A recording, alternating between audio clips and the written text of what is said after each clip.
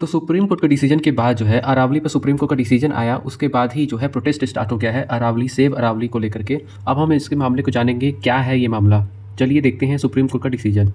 तो supreme court का जो डिसीजन था वो था, सुप्रीम कोर्ट ने, इंडिया की सुप्रीम कोर्ट ने बोला है कि जो न्यू ऑफिशियल डेफिनेशन है अरावली हिल की उसको बदल दिया गया है। उसमें क्या चेंजेस किए गए हैं, तो only a land form that rise at least 100 metre above surrounding the terrain will be legally recognised as a part of Aravalli range. मतलब ऐसा जो भी पर्वत जो अरावली रेंज है उसमें जो 100 मीटर तक के जो सरफेस है, जो एरिया है, उसको ही केवल अरावली रेंज का हिस्सा माना जाएगा, ऐसा सुप्रीम कोर्ट ने बोला है। यानी कि अगर 100 मीटर से नीचे है तो वो अरावली रेंज का हिस्सा नहीं है, यानी कि उसको कंस्ट्रक्शन के लिए या फिर उसको माइनिंग के लिए उसको गवर्नमेंट यूज कर सकती है। तो यहाँ पर ये बहुत बड़ा डिसीजन है गवर्नमेंट का कि अरावली रेंज में जो कि 90 मीटर से नीचे की रेंज रहेंगे उनको एक लिमिट सेट कर दिया गया है कि 90 मीटर से नीचे की रेंज को अरावली रेंज का हिस्सा ही नहीं माना जाएगा। तो ये बहुत बड़ी बात है। ये चेंज देखने के बाद नॉर्थ इंडिया में पूरा प्रोटेस्ट चल रहा है, पूरा गुरुग्राम से लेकर के राजस्थान, क्योंकि ये जो रेंज है, जो माउंटेन रेंज है अरावली का, वो गुजरात से लेकर के दिल्ली तक फैला हुआ है।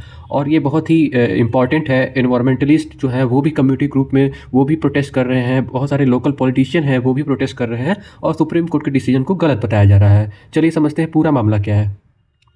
तो यहाँ पे पीपल कंसर्न्ड क्यों हैं, सबसे पहले हम वो जानेंगे।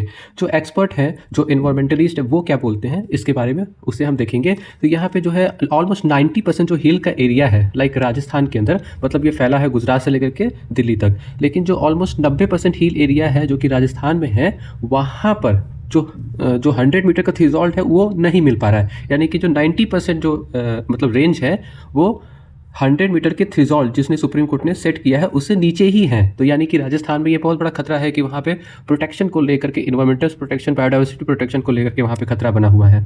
और कुछ ऐसी एक्टिविटीज़ है जैसे ecological protection and allowing more construction from mining areas to be used as Aravalli. मतलब अरावली में कुछ इकोलॉजिकल प्रोटेक्शन और ये और भी क्या कर देगा, कंस्ट्रक्शन, माइनिंग, ये सब चीज़ों को उस एरिया में बढ़ा देगा जहाँ पर राजस्थान में, जहाँ पर ये 100 मीटर थ्रेशोल्ड को पार नहीं कर पा रहा है। मतलब उस एरिया को ले लिया जाएगा कंस्ट्रक्शन के लिए और माइनिंग के लिए। इस तरीके से पीपल जो है उस चीज़ को लेकर कंसर्न है।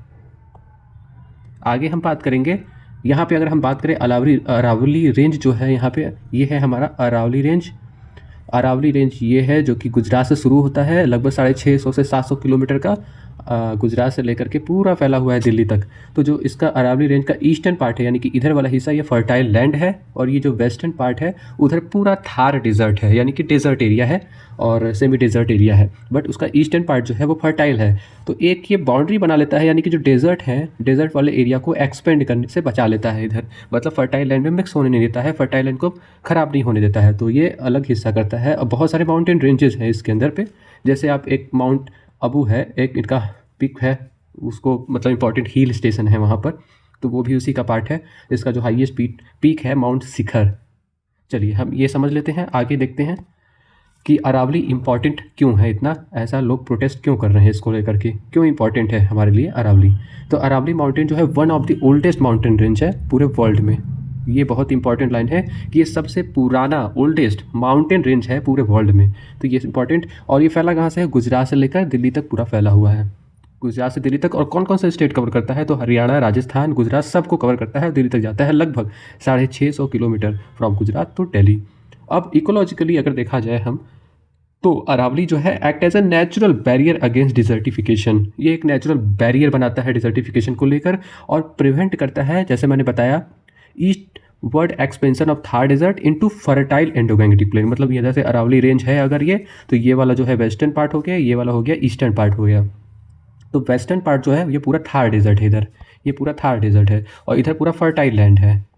तो उन दोनों को मिक्स होने से बचाता है ये। और दूसरी चीज़ यहाँ पे सबसे इंपॉर्टेंट ये है कि यहाँ पे बहुत सारी नदियाँ जो हैं वो बहती हैं, आगे हम देखेंगे इसमें। जैसे ये बहुत अच्छा इंपॉर्टेंट या वाइटल रोल प्ले करता है किसमें, क्लाइमेट रेगुलेशन के अंदर, ग्राउंड वाटर को रिचार्ज करने में, और biodiversity conservation, very important, biodiversity को कंजर्व करने में। बहुत सारी वहाँ पे बायोडाइवर्सिटी पाई जाती है, प्लांट की, एनिमल की, उनको कंजर्व करने में हेल्प करता है।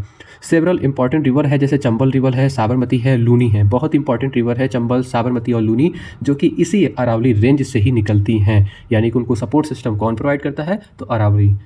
ऑल्सो यहाँ पे बहुत सारे मिनरल्स हैं, लाइक लाइमस्टोन हो गया, मार्बल हो गया, सैंडस्टोन, कॉपर, जिंक और टंगस्टन, ये सारी चीज़ें वहाँ पर पाई जाती हैं, इसलिए ये बहुत ही इम्पॉर्टेंट है।